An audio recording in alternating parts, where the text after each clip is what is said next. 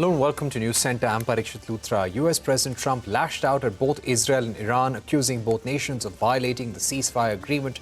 In a stern statement, Trump even used an expletive and warned both nations. US President told Israel not to drop any bombs on Iran, saying, and I quote, "Bring your pilots home now." End of quote. Missile sirens were heard in Tel Aviv and parts of Israel. A few hours ago, Israel's defense minister accused Tehran of launching new missiles. In violation of the ceasefire, he ordered the country's defense forces to respond to Iran's violation with intense strikes in the heart of Tehran. Iran is denying Israel's claims. According to Reuters, Iranian officials have denied firing any missiles at Israel. Hopes that the ceasefire will hold is sparking a sharp drop in oil prices and a relief rally across global stock markets. Trump's announcement of an end to the 12-day war came after Iran retaliated against US strikes on its nuclear sites by attempting to attack a US military base in Qatar. Iran missiles were intercepted over the skies of Doha, and the US officials reported no casualties. Here is the US president issuing a warning to both Israel and Iran. Israel, as soon as we made the deal, they came out and they dropped a load of bombs, the likes of which I've never seen before. The biggest load that we've seen. I'm not happy with Israel. Basically have two countries that have been fighting so long and so hard that they don't know what the they're doing. Do you understand that? To take this discussion forward, I'm now joined by former Indian diplomat Deepak Bhojwani. He served as our ambassador in several Latin American nations. Also on the program with us is Middle East expert Zahack Tanvir. He's also the founder of the Milli Chronicle. Thank you very much for joining us on the program today. Ambassador Bhojwani, let me begin by asking you, Trump there was extremely angry that both Israel and Iran are not listening to him. Do you feel this ceasefire that he announced is going to hold? It seems so. It seems that both sides have accepted the ceasefire. The question is whether the timing was such that each felt that they could unleash some missiles at each other or at the other and get away with it. Iran said they were retaliating to Israel and vice versa. But I think it's quite clear that if the past days are to be believed, President Trump has the sort of influence to enforce a ceasefire. I think Iran would like to have a ceasefire, but and now it's clear Mr. Trump has told Israel that they better not drop any bombs. Unless Israel is determined to go rogue on President Trump, I think it'll hold. Well, for how long, we don't know. Right. Zahack Tanvir, if I can get you in, do you think if Israel decides to break the terms of a ceasefire, will Donald Trump be able to rein Israel in and stop them? Thank you, Parikshit, for having me on your show. If you look at the pattern of Israel, I don't think so that Israel has ever broken the treaty. If you look at what happened between Israel and Hamas, Israel as a state has always stick to the deals. So I believe, as of now, Iran and Israel, both of them have signed the ceasefire, but both of them are also claiming that the ceasefire has been violated. Israel is claiming that Iran is sending the ballistic missiles.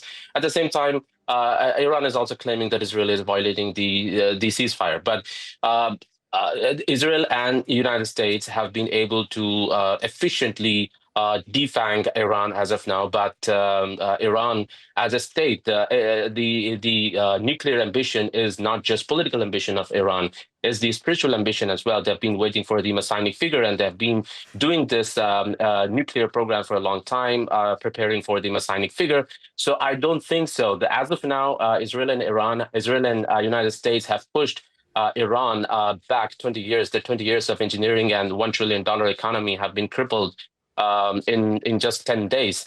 But when you speak from the perspective of the sticking to the ceasefire, I personally believe that Israel as a state will do it, but Iran won't do it. Right. Let me go back to Ambassador Bhojwani at this point. Ambassador Bhojwani, a very important statement from the Israeli government stating that Prime Minister Benjamin Netanyahu convened the Security Cabinet and together with the Defense Minister, IDF Chief of Staff and the Director of Mossad in order to report that Israel has achieved all of the objectives of Operation Rising Lion and much more. Do you feel that Israel is now ready to stop here? It's hard for me to say what Israel does and thinks, but it's clear that Israel's ambitions and its intentions are strategic. It wants to dominate the West Asia, starting from Iran westward, and it has already dominated a considerable part of the Arab world. The Arabs are almost silent at the genocide that is occurring in Palestine. And while they may be making some noises, they're doing nothing to prevent it or even go actively against it. The blatant, illegal bombing of Tehran when negotiations were on has also been met with certain degree of hypocrisy. So Israel has achieved considerable mileage by being able to bomb and get away with it and then claim that they're honoring a ceasefire as if to say that this was not their fault and it was provoked by Iran and so on and so forth. So as far as I'm concerned, Israel has acted illegally. The US has acted illegally. They've got away with it because what we are living in today is a world where the so-called rules-based international order that the West boasts so much about, and by the West, I include Israel because it has identified with the West wholly, solely, in a de facto and a de jure way. So they're all basically acting against what they claim to be an international rules-based order, and they've got away with it.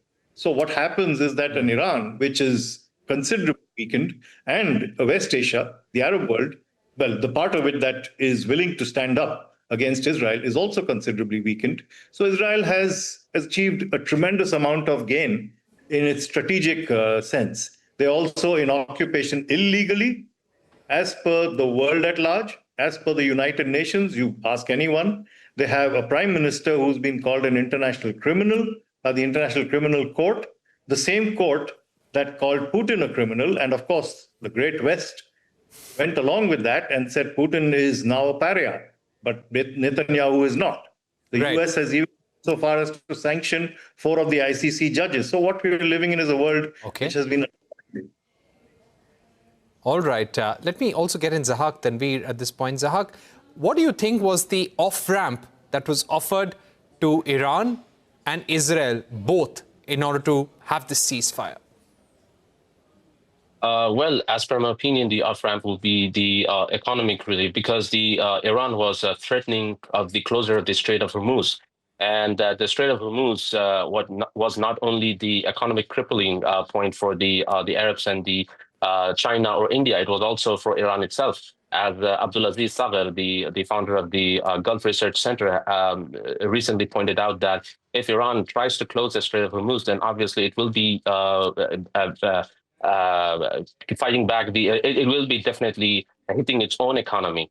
So I believe this would be one of the major points of bringing Iran and Israel to the talking table, because the Arabs, especially the Saudi and the UAE, were really worried about the economic fallout of this conflict.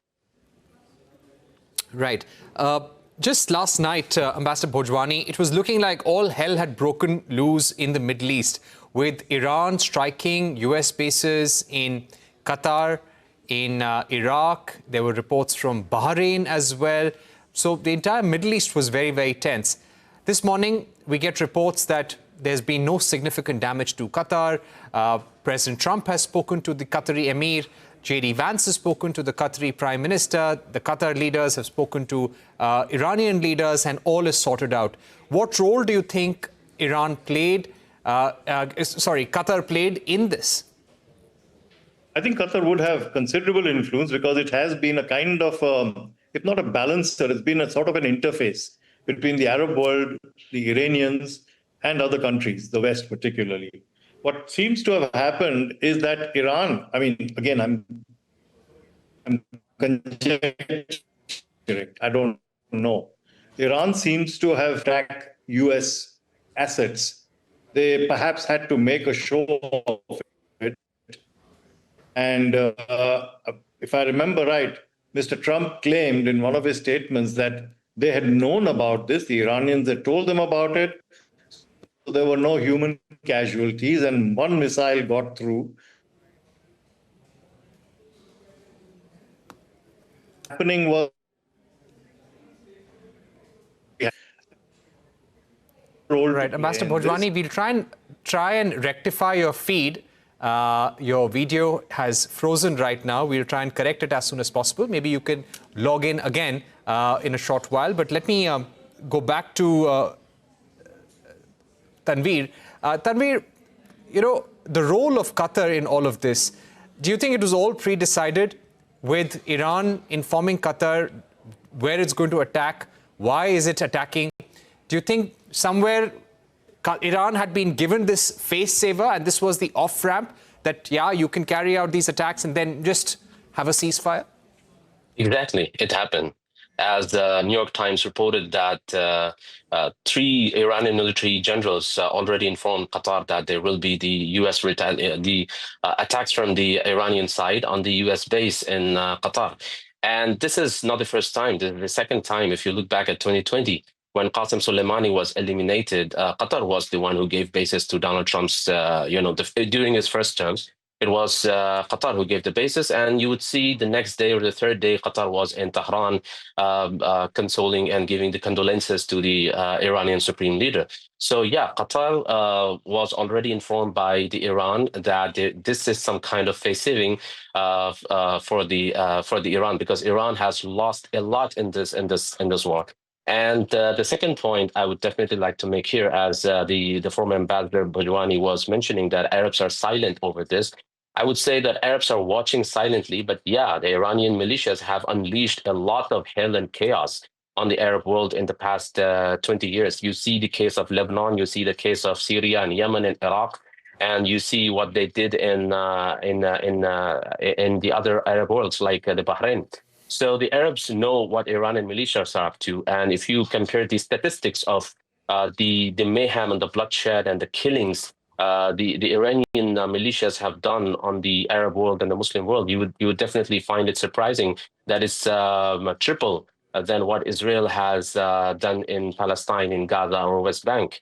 So I would definitely disagree with him respectfully that the Arabs are silent, because Arabs know what Iranian regime is up to. But at the same time, the Iranian regime is also the existential threat to Israel as well. So for the past, 30 years, Iran has been threatening Israel that it will gonna be wiping off Israel off the map. So this is not how a state works. Right. Let me go back to Ambassador Bhojwani. Ambassador Bhojwani, welcome back to the program. Going forward, do you think Israel will continue its operation against Gaza? And how long will these ceasefire violations continue? Because Iran has said that they'll agree to the ceasefire if Israel stops firing. Israel is saying the same. How long do you think this fighting between the two sides could continue now? It's hard to say, because Israel is an agent provocateur. With all due respect to your other guest, Mr. Tanvir, I disagree that Iran is creating havoc. It's Israel that is the occupying force. And if anybody doesn't want to believe that, well, that's up to them. And the Palestinians have been suffering not just a genocide now, they've been suffering occupation for decades. So Iran is not interested, in my opinion, in, of course, they see Israel as an illegal power. They're an illegal occupation of Arab lands. And also the US was responsible partly for the Iranian Revolution, which brought in the Shah in the 50s, Mr. Mossadegh, and this is US officials, high-level officials have confirmed that it was a coup engineered by the US. So there is a history behind this. Now, as far as Iran is concerned, my belief is that Iran is considerably weakened, sure, because it has massive forces rallied against it. It just wants to continue with its life. True, it is a theocratic state. True, a lot of people don't like that. Fine, including in their own country. But there are several countries, including those supported by the West, which are under regimes which are not popular entirely among their own populations. But that's what it's all about, this world, the strategic world. Now, the point is, Iran will I don't think they will provoke any confrontation if they're left to themselves. But I think that Israel, which is an occupation of even more Syrian land than they had occupied earlier, and clearly this is illegal, no matter what anybody says. You can check your records, ask the United Nations. It is an illegal occupation of lands. So Israel is the provocation here. The Hezbollah, Hamas, the Syrians, etc., are all Arabs. They may be Shia in Lebanon, Right. sure, but they are people living in their own country who are resisting Israel. All right. And, you know, there are a lot of reports on social media, of course, as to how Donald Trump has done a India-Pakistan on Israel and Iran, essentially announcing a ceasefire before either of the two could do so. He went on to say that both nations came to me asking for a ceasefire. Do you think Israel was on board with what Trump was about to announce? Who's the question addressed to? To you, Ambassador Bhojwani. Okay. Well, again, it's very difficult to say what was done and what was said. My impression from the reports I read, I don't have inside information. I mean, I don't think many people do. But the fact is that Iran was in negotiations and talks with the Americans, you know, indirect, whatever, in separate rooms or whatever. Hello? Hello? Yes, sir. We can hear you. Hello, can you hear me? Yeah. Yes, sir. We can hear you. Okay. So the basic thing is that there were talks ongoing, and I understand that Steve Witkoff and perhaps another representative of the Trump administration was also attempting to reach through to the Iranians, who had said very flatly over the past few days that if Israel continues this bombardment, there's no question of talking. I also understand that the Iranians had said that we have a right to peaceful nuclear development for power, for nuclear power. And this apparently was another issue with the Americans. Now, the fact of the matter is, and here again, I'm going out on a limb. I don't know if your viewers would like this or not. The fact of the matter is that Israel has a nuclear bomb. It is not a member of the NPT and refuses to sign it. Iran has abided by its NPT obligations, and it is a fact that it does not have a nuclear bomb.